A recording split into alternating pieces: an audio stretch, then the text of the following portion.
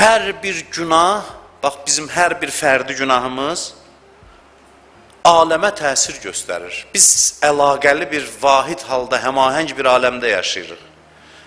Səbəb nəticələrin hakim olduğu bir aləmdə. Bizim fərdi günahımız bütün aləmə təsir göstərir. Varlıq aləmi bizim düşmənimizə çevrilir. Çünki onlar həmahəngdir, biz bu düzəni pozuruq. Quran ayəsidir. Zəhərəl fəsadu fil bərri vəl-bəhr bimə kəsəbət əydin nas. İnsanların etdiyi əməllərə görə fəsad quruda və dənizdə zahir olur. Təbiətdə zahir olur. Bu bir həmahəng aləmdir. Bir zərbə vurdun, bir dalğa getdisə onun nəsə bir əks-üləməli olacaq, nəticəsi olacaq. Bir günah etdikdə bütün varlıq aləminin hər zərrəsi sənə etiraz edir. Vallahi ki, mən həqiqət danışıram, şairanə söz danışmıram. Onların dili olsaydı, etiraz dilini eşitsəydin, görərdin ki, zərrədən böyük kəhkəşanlara qədər sənə etiraz eləyir. Sənə düşmən olur. Sənin qəsdinə dayanır ki, sən niyə bu xəyanəti bizə edirsən? Sən niyə bu varlıq aləminin düzənini pozursan? Allah burada bizim tərəfimizdə dayanır. Allahın işi nədir? Allahın işi bu zərərləri bizdən dəf eləməkdir. Hər an bizim üçün bu qanunları dəyişir. Hər an təbii bizi gözləyən təhlükələri bizdən uzaqlaşdırır. Bizimlə məşğuldur. Bizi bağışlamağın mənası budur. Deyir, günah eləyərsən, bərəkət cibindən, malından gedər. Biz elə başa düşürük ki, günah elədik, Allah girdi cibimizdən çıxartdı. Əlindən tuturuq ki, saxladan elədin. Belə deyilir, qanunu budur, təbii nəticəsi budur. Günahın, filan günahın nəticəsi budur. Odun necə nəticəsi yandırmaqdır. Kəsici alətin bədənə dəyməsinin nəticəsi kəsməkdirsə, filan günahın təbii nəticəsi bərəkətin getməsidir. Tövbə etməklə neyinirsən? Tövbə etməklə o kəsiciliyin qarşısını alır. Allah qanunu dəyişir sənin üçün. Ruzundan bərəkət gedəcəkdi, bu qanuna uyğunluq idi. Allah müdaxilə edir, başqa səbəb nəticələr silsiləsi ilə daxil olur mövzuya, sənin müqəddəratı dəyişir. Yəni, aləmi dəyişir sənə görə. Bax, bağışlanmaq yəni bu. Bağışlanmağı belə dəyərləndirək. Necə topu atırsan göyə, top gəlir, düşür yerə təzdən. Etiraz yeri var. İlahi, bu topu attım, niyə qayıtdı, gəldi, özümə dəydi? Bu qaydadır, bunu normal qəbul edirik. Normal qəbul edirik. Elə də günahın təsiri bu qədər təbiidir. Bu qədər təbiidir və o təsirsiz olması nə deməkdir? Elə bir top havada qalmalıdır və qalır da bizim üçün. 100 dəfələrlə qalır. Biz başa düşmürük ki, məsələn, tövbə nə baş verir? Allah bir sistem qurub. Bu sistemi dəyişmək ancaq onun gücündədir. Bu sistemsiz mümkün deyil. Bilirsiniz, hər şey bir qanunla idarə olunur. Çünki varlıq yaranmış məhduddur. Məhdudiyyət qanun tələb edir. Var oldu mu, dərhal qanunlar da yaranır. Allah bu dünyanı bax belə düzənlə, sistemlə idarə edir. Bu nizamın tələbi nədir? Bu nizamın tələbi budur ki, hər işin bir nəticəsi var, iş görənin özünə qayıdır. Sənin tövbə eləməyin mənası nədir? Yəni, bu nizam ki, sən qurmusan, bu nizamı mənə görə dəyiş. Deyir, yaxşı da, bəndəm istədi, dəyişim. İndi görün, necə bir Allahın qapısına gedirik və necə işlər görür bizi ilə. Biz elə bilir, bağışda, bizi bağışda, yəni, hə, məsələn, bir-birimizin xətrinə dəyirik, bağışda, hə, bağışdadım. Belə deyil. Belə deyil. Böyük işlər görülür varlıq aləmində bir dənə sənin bağışlanmağın üçün. Eybi yoxdur, get hər dəfə istə, amma bil Allah sənin üçün nə iş görür. Qədir gecəsi bilirsiniz nə baş verir varlıq aləmində. Bu qədər insanlar gedir Allahın dərgahına tövbə edir. Nələr olacaqdı olmur ondan sonra. Bilirsiniz, bütün düzəni Allah dəyişir bu tövbələrin nəticəsində. Deyir, müqəddərat dəyişir. Bilirsiniz, göylərdə nə əzəmətli proseslər gedir ki, bəndələrim tövbəyə gəlib. Tarixin gedişatını dəyişir, ictimai prosesləri dəyişir. Yəni, bu bir-biri ilə əlaqəlidir insanların əməlləri. Onların müqəddəratına bu qədər təsirlidir. Tövbə dəyişdirir, bu düzəni Allah bu tərəfə gedəcəkdir. Sənə görə bütün qarşıya gələn hadisələri dəyişir. Səni bu günahlara görə filan işlər gözləyirdi, bağışladı, yəni bunlar uzaqlaşdı sənin yolundan, səni başqa bir istiqamətə apardı. Görün, nə qədər şeyləri dəyişdi sənə görə. Siz Allah başa düşürsünüz, nə əzəmətli prosesdir tövbə prosesi. Nə qədər əzəmətli bir işdir bağışlanmaq məsələsi. Nə qədər böyük bir işdir.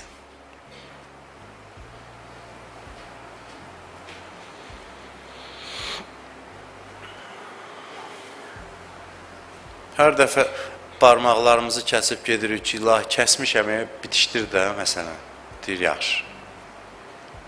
Bitişdirir, gedirik, elə bilir, asan işdir, bilmirik nə baş verdi. Yenə də gedirik, yenə də gəlirik, yenə də gedirik, yenə də gəlirik. Ona görə İmam Səccad əleyhissalam deyir, vəstəslih bi qudrətikə. Hər sözləri mənalıdır məsumların. Məsumların sözlərinin üzərində gərək diyanasan, kəlmə-kəlmə. Heç bir sözü hesabsız, kitabsız işlətmir. Vəstəslih bi qudrətikə ma fəsədə minni. Öz qudrətinlə məndən baş verən fəsadları islah elə. Qudrətinlə, yəni bu işin öhdəsindən ancaq sənin qudrətin gələ bilər. Heç kəs bunu eləyə bilməz. Qudrəti burada təsadüfən işlətməyib. İmam Səccadın əstəğfurullah deyə kefinə düşüb. Yox, bu həqiqətdir. Bunu ancaq sənin qudrətin bacarar. Keçən dəfə dediyi yadınızdadırsa, bu rəhmət haqda danışarkən dedi, Allah cəhənnəmlə barəsində danışması təhdid deyil, xəbərdir. Yadınızdadır? Bəziləri deyir, Allah niyə bizi təhdid edir, niyə bizi odda yandırır? Başa sala bilmirik ki, Allah təhdid eləmir, deyir ki, bıçaq kəsəndir. Necə biz 3 yaşlı uşağa deyirik, və bu cızdır. Bunu başa salır bizə. Cəhənnəm haqda ayələr budur. Yandıraram demir, deyir, yanır. Yanırmaq təbii bir halıdır, nəticədir. Bax, belə təsəvvür elə insanın vəziyyətini. Elə bir adam bıçağı götürüb, düşüb canına, özünü bıçaqlayır, vurur. Bədəninə keydici iynə vurublar, ağrı hiss eləmir. İynənin keyi keçəndə başlayır sızıldamağa. Bizim vəziyyətimiz belədir. Biz dünyadayıq, maddi dünyanın keydici xüsusiyyəti var. Ruhda olan ağrıları hiss eləmir. Günahlar bir zərbədir. Öləndən sonra key keçir. Cəhənnəm nədir? Bax, o sızıltı.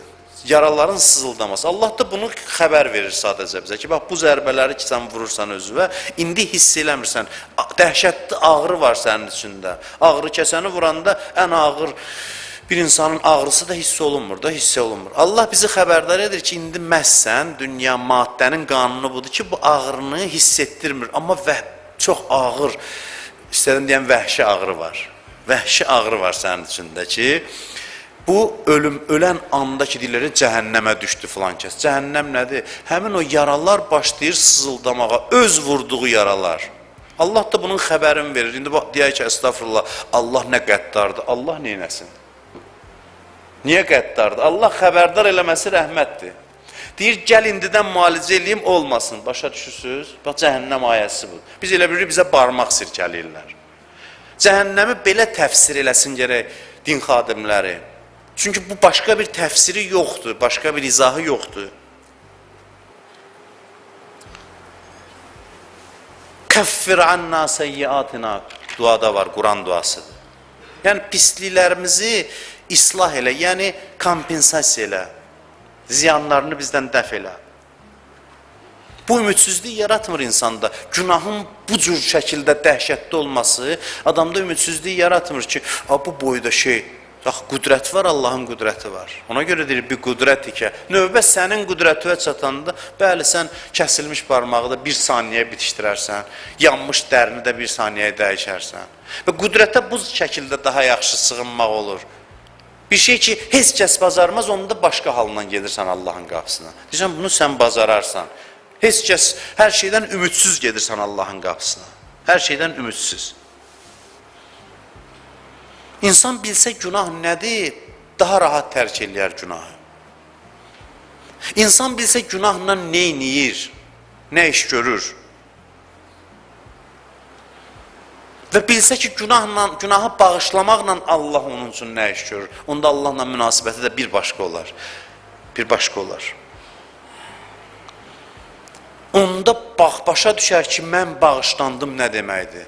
Deyər, sən mənim üçün bilsən nə böyük iş gördün, mən bilirəm sən neyini. Məni bağışladın, yəni mənim, bax bu qədər dediyim, nə qədər bütün bu səbəb nəticə silsiləsini mənə görə dəyişdin, aləmin gedişatını dəyişdin. Tamamilə başqa istiqamətə yönəltdin.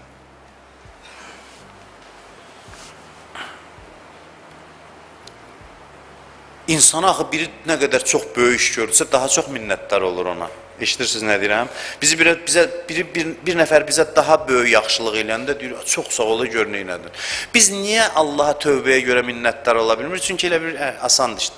Biz bilsək Allah tövbəmizi qəbul etməklə bizə neynədi? Bu qədər vurduğumuz, tikə-tikə doğradığımız ruhu bir anın içində bərpa elədi. Biz bunu başa düşsək, onda tövbəyə görə, Allahın o mərhəmətinə görə bilmərik necə təşəkkür eləyək. Hər dəfə İmam Səccad ona görə deyir, bağışlamamağım bir dərd, bağışlamağım başqa bir dərd ki, xəcalətündən necə çıxım. Bağışlamasan əzabıva dözmərəm, yəni öz əzabıma, öz günahımın əzabına. Amma bağışlayandan sonra da İmam Səccad bilir də Allah neyniyib. Deyir, indi xəcalətdən ölürəm. Sən mənim üçün çox böyük iş görmüsən məni bağışlamaqla. Su içmək kimi bir şey deyil. Sən nələri dəyişmirsən məni bağışlamaqla. Allahın işinin adı budur. Biz od vuraq, yandıraq, yanan halda gələk, o qüdrət əlini çəksin, bizi müalicə eləsin, desin get, day eləmə. Gedək yenə yandıraq, gələk, neçə qədir gecəsi keçirtmişik. Eyni günahlardan tövbə eləyə. Doğrudan da nə mərhəmətli Allahdır. Hər dəfə xarab eləyirik, o düzəldir, deyir, get, bağışladım. Hər dəfə təkcə Qədir gecəsindən Qədir gecəsinə yox, hər gün, hər axşam, hər cümə gecəsi. Tövbə ilə bir rəhmət suyu gəldi, odu söndürdü. Deyirəm, bu suyu elə özü töksün də. Bəli, bəzi hallarda biz tövbə eləməmiş, özü xəlvət suyu tökür, tez söndürür. Amma bir şey var ki, bəzi günahlar var ki, o hal olmasa rəhməti cəlb eləyə bilmir. Tövbə hal olmalıdır. Onun da bir qaydası, qanunu var da. Niyə biz maddi dünyaya çatanda qanunları rahat qəbul edirik, amma mənəvi dünyada şəkk edirik? Yenə də deyirəm, biz buradan ora getmək üçün addım atmalıyıq. Burada təəccüblü bir şey var, yoxdur. Rəhmətin də cəlb olunması üçün tövbə etmək lazımdır. Tövbə halının yaranması lazımdır. Ona görə görün, bu hədisə siz Allah qulaq asın, keçmişdə demişəm. Həzrət Əli əleyhissalam görün nə deyir? Buyurur ki, tərkuz zəmb əhvən min tələbit tövbə. Buyurur ki, günahın tərk olunması tövbəni istəməkdən daha asandır. Bir saat insan düşünsə bu hədisin üzərində çox şeylər tapa bilər özü üçün. Tövbənin prosesin çətinliyindən danışır. Deyir, eləməmək ondan asan idi. Bağışlanmağın yəni bağışlanmaq uzun çəkmir. Yəni iş nə qədər çətin işdə Allah sənin üçün o işi asanlaşdırır. Ondan danışır. İş nə qədər çətindir. Sən bil ki, tövbə Allah nəhəng bir iş görür hər dəfə sənin üçün. Mümkünsüz bir iş. O işdir ki, onu Allahdan başqa heç kəs görə bilməz. Heç kəsin gücü çatmır. Peyğəmbərin də gücü çatmır ona. Heç kəsin.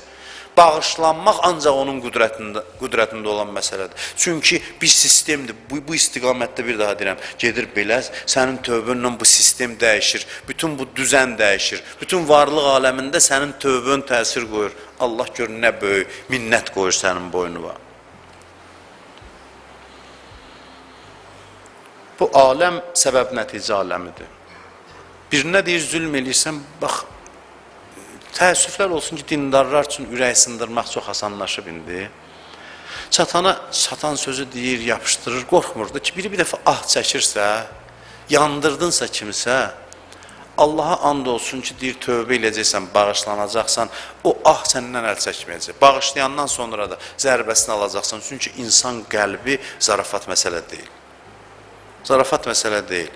Bir hərəkətlə birinin ürəyində, bir bəndi qırılır ürəyinin, narahat olursa onun zərbəsini deyir, tövbə elədim, mən bağışladım, amma bunun qəlbinin o halda olmasının təbii təsiri var aləmdə. Sən ata-anava haqqı valideyn olmuşsan, tövbə edirsən, Allah səni bağışladı, amma ömrün qısaldı. Niyə ömrün qısaldı? Təbii nəticədir. Bağışlanmısan, 5 il tez gedəcəksən cənnətə məsələ, amma gedəcəksən, ömrün qısalacaq. Bunun nəticəsi budur.